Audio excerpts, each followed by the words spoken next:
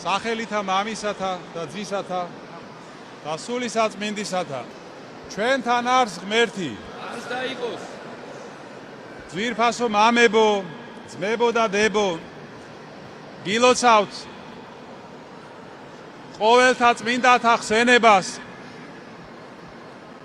ეს დღესასწაული დაემთხვა აი ამ ჩვენ დიდებულ მოვლენას, დღევანდელ საყოველთაო ნათლობას და განსაკუთრებით გილოცავთ ამ დღეს კიდევ ერთხელ ჩვენი ბავშვების მონათლას, თქვენი შვილების, თქვენი ნათლულების და მადლობას ვწირავთ დღეს უფალს, რომ მოგვეცა შესაძლებლობა, რომ გავაგრძელოთ სრულიად საქართველოს კათოლიკოს პატრიარქ ილია მეორის მიერ დაწესებული საყოველთაო ნათლობები, რომელმაც ამდენი სიხარული და სიკეთე მოგვარა უკვე ჩვენს ქვეყანას და ჩვენს ხალხს. დღეს ვფიქრობთ ნათლობის მნიშვნელობაზე, ამ საიდუმლოებაზე, რომელიც ტარდება ჩვენს ეკლესიაში. შეგახსენებთ, რომ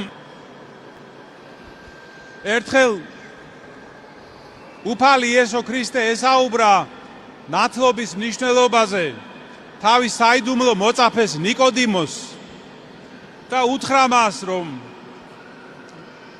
თუ ადამიანი არ იშვება წყლისა და სულისგან, ის ვერ შევა ღვთის სასუფეველში.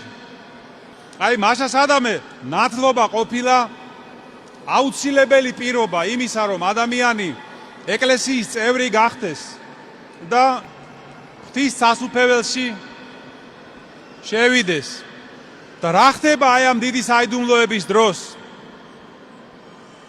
სულიწმინდის მადლით ადამიანის სული უხილავად განიბანება და განიწმინდება. და როდესაც ის ემბაში ჩადის, კვდება ცოდვილი კაცი, ძველი კაცი.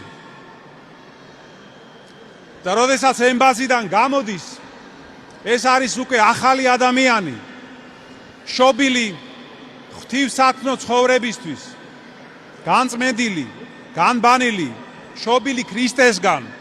აი როგორც ხორციელად ჩვენ ყველანი ადამიანისგან ვართ დაბადებულნი, ასევე ნათლობის დროს იესო ქრისტესგან იბადება ადამიანი სულიერად, საიდუმლოდ.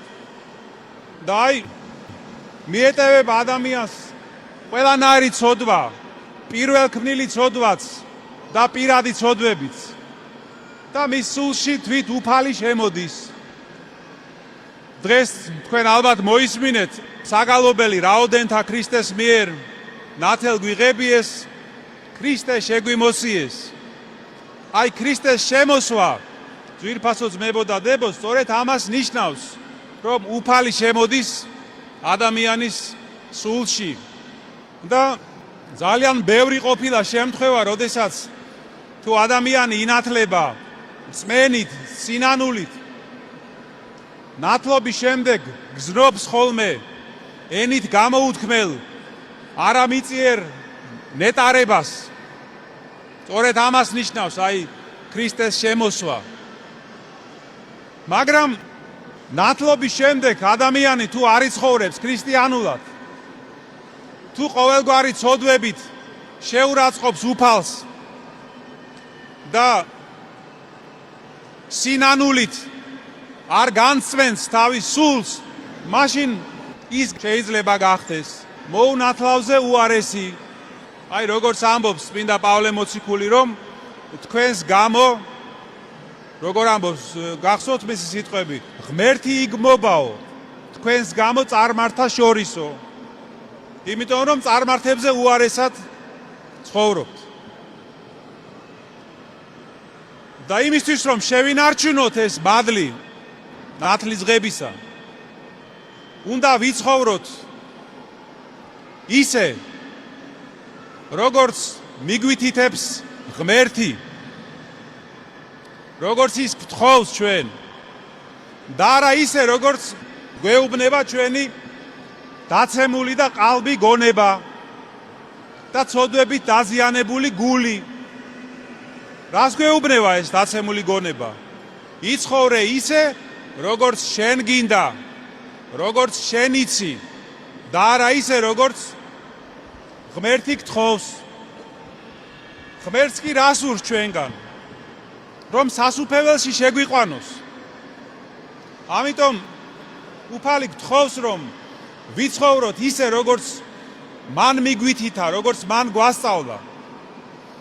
ეს არის ღვთის ცნებების შესწავლა, ცნებების შესრულება, სინანული და ვედრება უფლისადმი, რომ გვაცხოვნოს, გადაგვარჩინოს, როგორც ინებებს იგი. ეს იქნება კეთილდღეობით, თუ დაუშვებს ჩვენზე განსაცდელებს, თუ სნეულებას, თუ როგორც მისი წმინდანება იქნება, ოღონდ გვაცხოვნოს და არ დაგვაკლოს ღვთის სასუფეველს. რისი ღირსიც დაეგამხდარიყავით მადლითა და კაცმოყვარევითა უფლისა ჩვენისა იესო ქრისტესითა, რომელსაც ჩვენის ყოველი დიდება, პატივი და თაყვანისცემა უკუნითი უკუნისამდე. ამინ.